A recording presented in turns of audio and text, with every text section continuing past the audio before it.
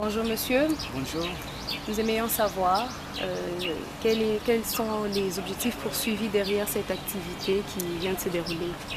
Le récit qu'a constaté depuis longtemps, la société civile de la République démocratique du Congo n'est pas capable aujourd'hui, si moi encore il a un peu de difficulté pour prendre une position commune par rapport à la question de gouvernance de notre pays. Par rapport à la question des élections, nous attendons les acteurs prendre des positions de manière éparse, mais il nous est difficile de nous mettre ensemble pour prendre une position commune qui nous concerne tous les organisations de la société civile, comme nos organisations sœurs de pays d'Afrique de l'Ouest et le Fonds. Le RECIC a décidé de mener cette réflexion, de mobiliser tous les acteurs de la société civile, toutes tendances confondues, pour que nous puissions réfléchir. Qu'est-ce que nous, la société civile, nous pouvons faire pour sauver la démocratie? Est-ce qu'il est impossible que la société civile puisse prendre une position commune, une position concertée par rapport à la gestion du processus électoral, par rapport à la question de gouvernance? Parce que des fois, nous, les RECIC, on est un peu indignés d'apprendre que les personnes qui sont même au sein d'une même organisation prennent des positions divergentes. Voilà pourquoi nous avons organisé la rencontre d'aujourd'hui pour interpeller toutes les organisations de la société civile, toutes tendances confondues. D'ailleurs, on ne peut pas avoir de tendances si on est vraiment des organisations de la société civile, parce que nous avons tous un seul intérêt, pour que nous puissions réfléchir quelles sont des actions communes que nous pouvons prendre pour essayer un peu d'influencer la politique de notre pays, pour essayer d'influencer le processus électoral dans le sens que cela marche, dans le sens que la population veut. Nous avons commencé cette réflexion, nous allons toujours continuer à mobiliser tous les acteurs pour que nous ne puissions pas chacun prendre des positions selon ses intérêts, selon le leadership, son leadership et selon les dessus des tables. Voilà. C'est que vous avez assez focalisé cette réflexion pour l'instant sur le processus électoral. La société civile, on dit que c'est dans sa diversité qu'elle constitue une force. Mais qu'est-ce qui vous divise par rapport au processus électoral concrètement? Vous prenez chacune des structures une position. Comment vous avez répertorié quelques points qui vous divisent par rapport au processus électoral? C'est ça l'objet de la rencontre. Nous allons approfondir la réflexion pour comprendre qu'est-ce qui nous divise. Est-ce que c'est le ventre? Est-ce que notre ventre remplace le cerveau? Est-ce que, parce que nous les acteurs de la société civile, dans la plupart des cas, on n'a pas l'argent, pourquoi est-ce qu'on peut être instrumentalisé par des politiciens? Je dois vous le dire sincèrement, parce qu'il y a certaines positions que des uns et des autres sont en train de prendre, il y a toujours de main droite derrière.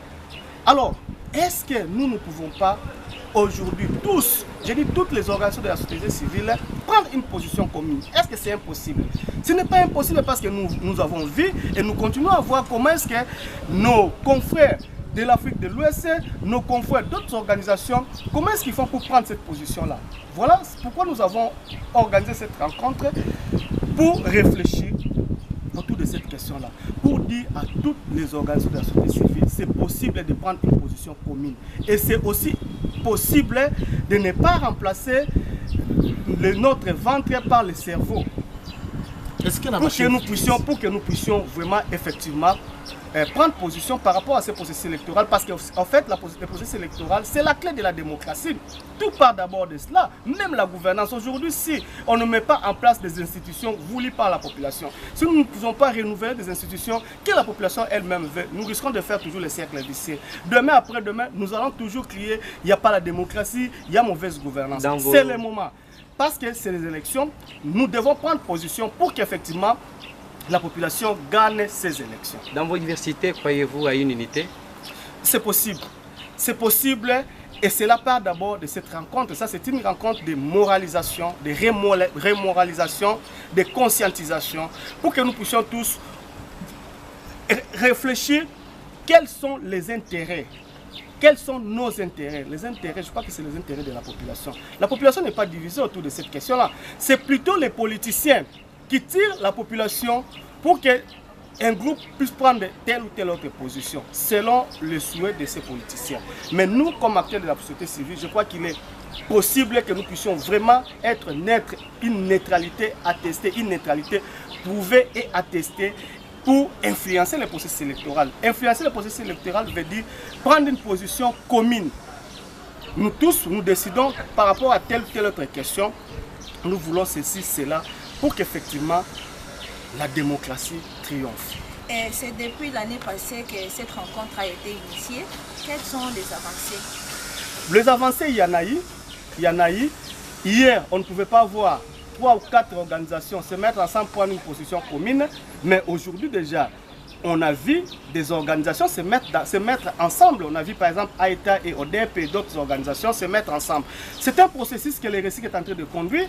Nous ne remplaçons pas, nous voulons dire, nous ne remplaçons pas toutes les initiatives de la société civile qui existent. Mais nous venons tout simplement appuyer ces initiatives-là.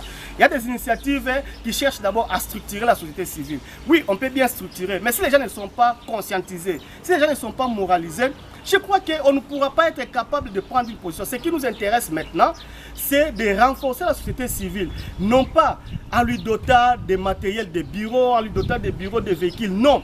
Renforcer la société civile à s'élever comme un seul homme, prendre une position, dire non lorsqu'il faut dire non et dire oui lorsqu'il faut dire oui. C'est ce qui nous intéresse maintenant. Donc nous sommes en train d'accompagner aussi de manière parallèle toutes ces initiatives-là qui existent. Les initiatives-là, c'est pour renforcer la société civile, c'est pour lui doter de matériel. Mais nous, c'est pour que la société civile puisse agir, jouer effectivement son rôle de contre-pouvoir. Ce n'est pas être contre les actions du pouvoir, mais équilibrer, dire non s'il faut dire non, pour essayer un peu d'équilibrer, afin que les intérêts de la population soient promis, afin que les intérêts de la population soient au centre de l'action publique. Et la CENI va bientôt publier le fichier électoral. Quelle est la position du RECIC sur ce fichier? C'est ça le problème. Nous, en tout cas pour nous, ça nous paraît trop savant. La CENI publie aujourd'hui le fichier nettoyé. Alors que la question d'enrôlement des Congolais des étrangers, on n'en parle pas. Pour nous, le fichier là devait contenir aussi les Congolais des étrangers. On devait nettoyer tous ces fichiers là ensemble pour que nous ayons un seul fichier pour les élections. On peut dire oui, et ils sont intéressés par le présidentiel. Mais nous voulons aussi avoir ces fichiers-là, compte tenu de tous les Congolais, même ceux qui vont aussi voter pour les présidentielles, pour les élections présidentielles. Mais ils ne sont pas là. Qu'est-ce qui va encore arriver? Ils vont après nettoyer encore les fichiers pour venir adjoindre à ces fichiers-là, ou ils vont prendre les fichiers sales, entre guillemets, qui n'est pas encore nettoyé, venir adjoindre au fichier qui est déjà nettoyé. C'est là où nous ne comprenons pas très bien, mais nous disons, nous avons un regard très vigilant par rapport à cette question. La CENI n'en fait pas allusion, mais c'est ce que nous voulons comprendre. C'est bien, c'est pour respecter les calendriers, oui, mais les calendriers seuls, on ne peut pas les respecter brutalement, mécaniquement. On respecte les calendriers en tenant aussi compte de la crédibilité. Parce que demain, après-demain, les politiciens risquent encore de contester cela, et même nous aussi. Parce que si on ne voit pas clair, nous risquons de contester cela. Monsieur le Sec, si je peux faire